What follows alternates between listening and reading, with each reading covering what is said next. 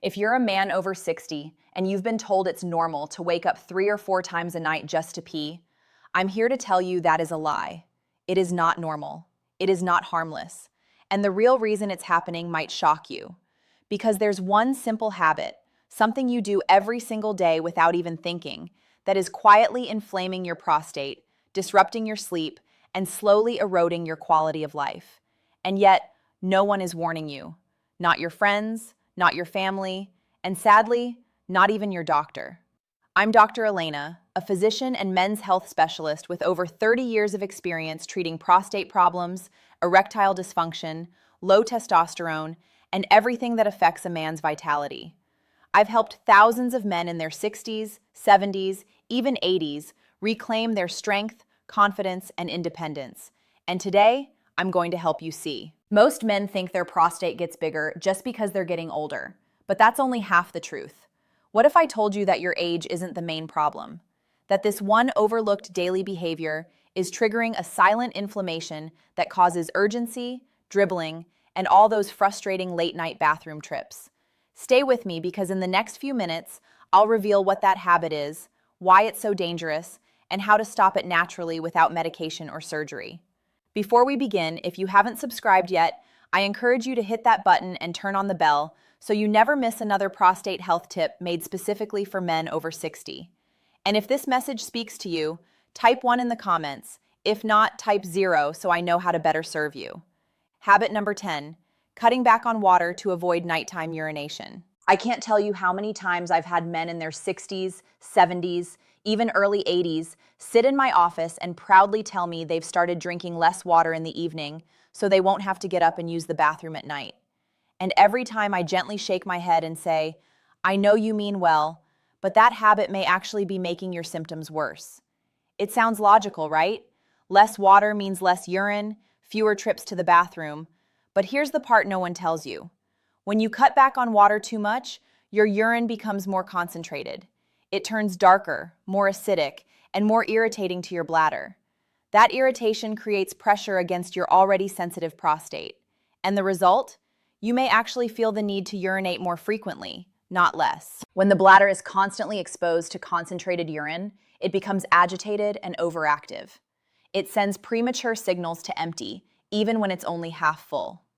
That's exactly why so many men wake up at 1 a.m., then 3 a.m., then 5 a.m., running to the bathroom with urgency, only to pass a small trickle. So, what should you do? Hydrate consistently throughout the day. Don't wait until you're thirsty. Sip small amounts regularly from morning until early evening. Aim for light, clear urine. And if you're worried about drinking too close to bedtime, just taper off water about 90 minutes before sleep. But don't stop altogether. Water isn't the enemy, it's your ally. Habit number 9, sitting for long periods without movement. I remember one of my patients, a retired school principal named Frank. He told me he spent most of his day sitting, watching TV, reading, or working on puzzles. Doc, he said with a chuckle, I earned this rest. And he had. But what Frank didn't realize is that too much sitting quietly works against prostate health. When you sit for long periods without standing or stretching, you place constant pressure on your pelvic region. That pressure reduces blood flow to the prostate. And when blood flow slows, inflammation builds. The body can't deliver nutrients efficiently. It can't carry waste away. The tissues around your prostate start to swell. The truth is, our bodies were designed to move. Movement isn't just about fitness. It's about circulation. It's about energy. And for men over 60, it's one of the most powerful ways to protect the prostate. The good news is, you don't need a gym membership. Every 30 minutes, stand up. Just stand, stretch your arms, take a few steps. These micro movements release pressure, restore blood flow, and signal to your body that it's still active, still vital, still alive. Frank took that advice to heart. Within 2 weeks, he was sleeping better. Within a month, he felt lighter, more energized, and more in control. Habit number 8, overconsumption of caffeine.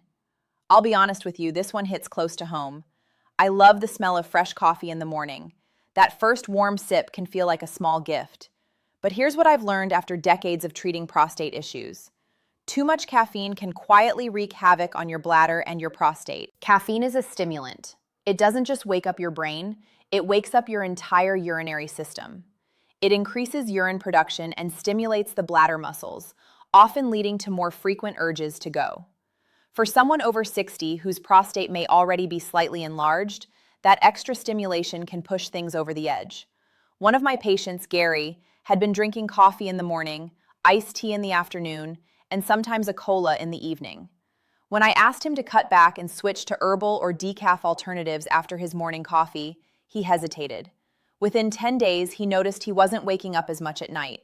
His stream felt stronger, his confidence returned.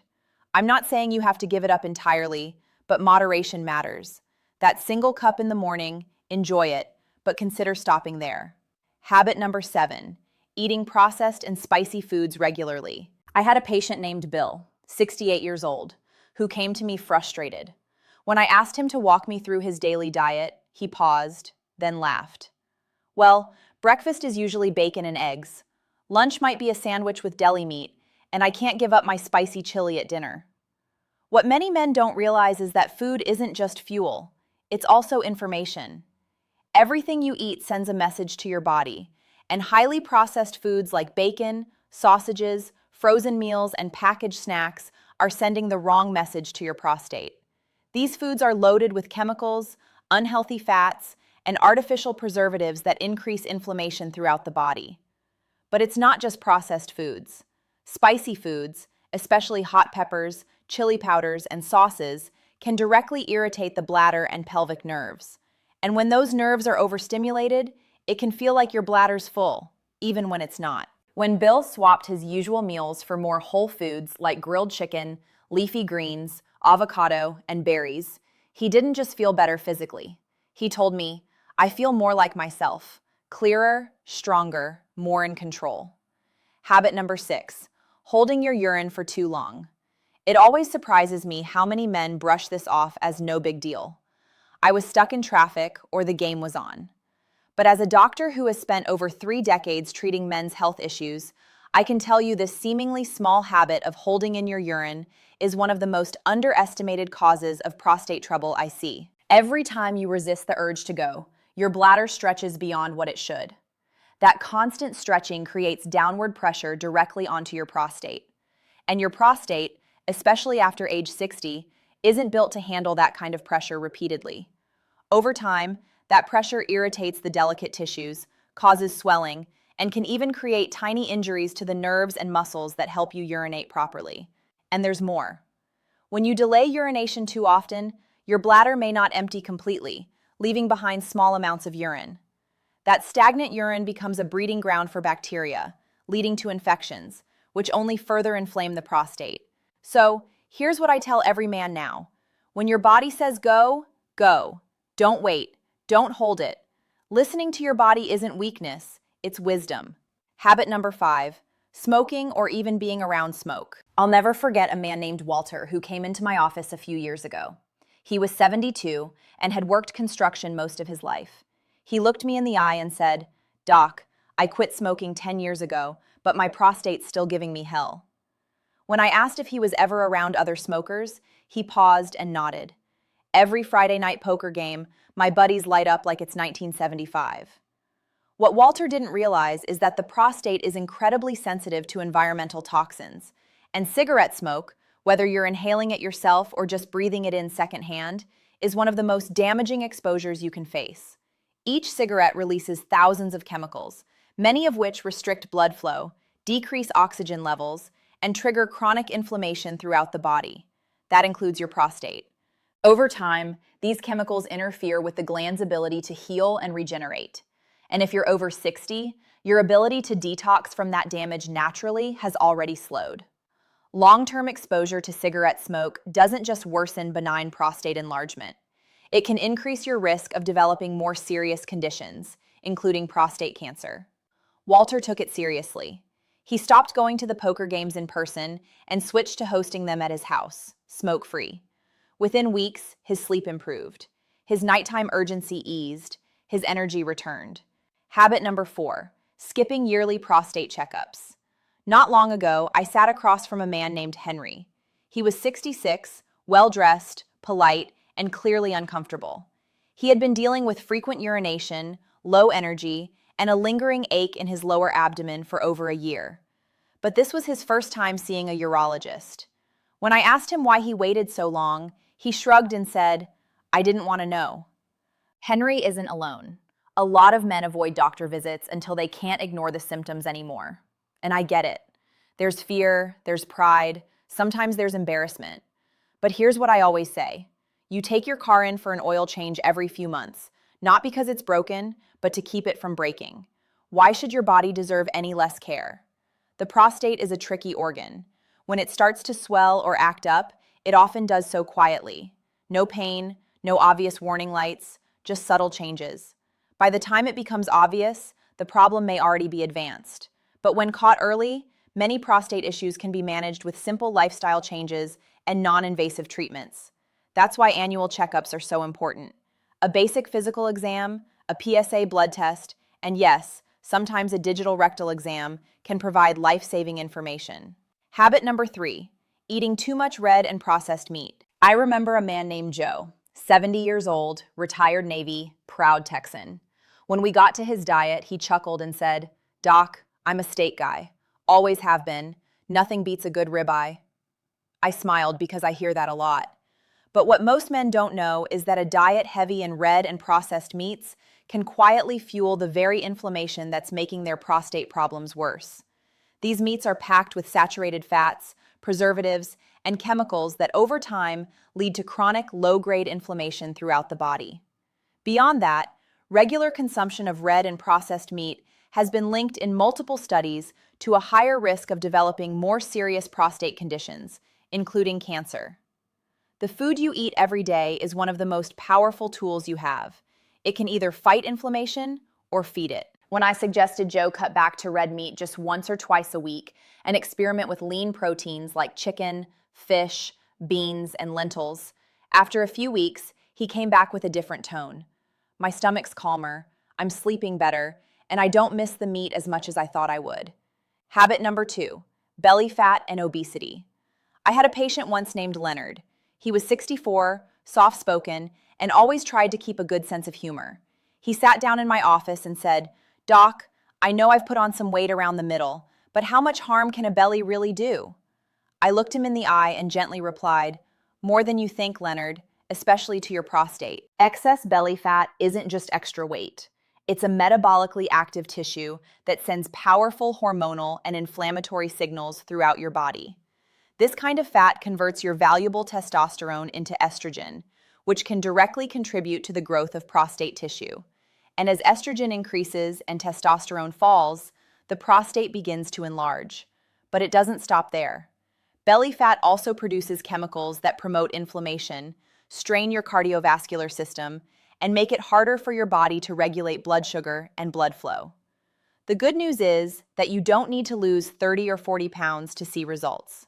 Studies show that even a modest 5% reduction in body weight can have a noticeable impact on prostate symptoms. For Leonard, it started with simple changes: a short walk in the morning, swapping sugary drinks for water, and adding one extra serving of vegetables to dinner each night. In just a few weeks, he noticed he wasn't waking up as often at night. He told me, "It's not just my prostate. It feels like I'm getting a piece of myself back." Habit number 1, chronic uncontrolled stress. Of all the things we've talked about, this is the one most men overlook, and yet it may be the most powerful force affecting your prostate health. I've had patients sit across from me, well-dressed, polite, calm on the outside, but carrying the weight of decades on the inside. One man in particular, Richard, told me, "Doc, I'm not the kind of guy who talks about stress. I just keep moving." Men, especially those over 60, were raised to keep it all together, to be the rock, to tough it out. But what we now understand is that chronic stress doesn't just live in your mind. It lives in your body, and your prostate feels it. When you're under constant stress, your body produces elevated levels of cortisol. Cortisol fuels inflammation, tightens the pelvic floor muscles, disrupts hormone production, and interferes with sleep.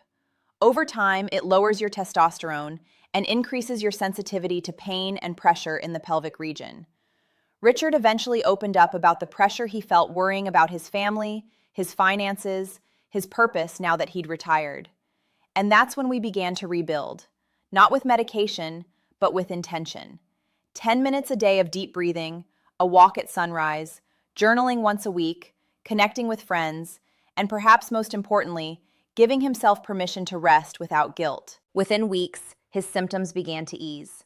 He started sleeping better. His urinary urgency decreased, and he told me, "I didn't realize how much I was holding in until I let it go." Managing stress isn't weakness, it's strategy. It's leadership over your own health. Conclusion: you are not broken. You're just uninformed. Over the years, I've sat across from hundreds of men just like you, frustrated, exhausted, and silently worried. And after hearing their stories, I can tell you this with complete certainty. You are not broken. You're not weak. You're simply operating without the full picture. And now that you have it, everything can change. We've walked through the 10 most common habits that slowly inflame the prostate. Cutting back on water, sitting too long, too much caffeine, processed foods, ignoring nature's call, exposure to smoke, skipping checkups, red meat overload, belly fat, and chronic stress.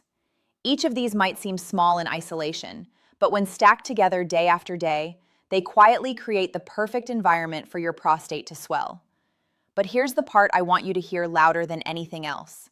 You have the power to reverse course, and it doesn't take radical change. It takes awareness. It takes small, intentional steps taken consistently. It takes listening to your body instead of overriding it. Most men wait until they hit a wall. But what if you didn't wait? What if starting tonight, you gave your body the tools it's been quietly begging for? So here's what I encourage you to do. Go back through the habits we discussed. Choose one that feels doable and start there. Don't chase perfection, chase progress. You're not too old and it's not too late. Your prostate is listening. And now you have a voice that knows what to say. You've made it this far. That tells me you're ready. Let's move forward together. If this video helped you, please take a moment to like it. Share it with someone you care about who might be silently struggling. And I'd love to hear from you. Drop a comment below and let me know which habit hit home for you. Thank you for being here.